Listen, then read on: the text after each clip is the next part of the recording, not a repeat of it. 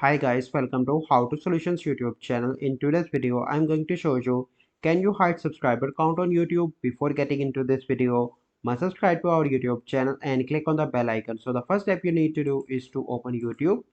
Once you open YouTube, you simply need to click on your channel icon in the top right, and then you need to go into the YouTube studio. Once you are in your YouTube studio, you simply need to go into the settings, and in the first option general you can only see currency. In channel you can see that there is no option in advanced setting, and in feature eligibility and in upload defaults also there is no option. In permissions there is no options. In community there is no option, and in agreements there is no option. So now you are unable to hide your subscriber count on YouTube.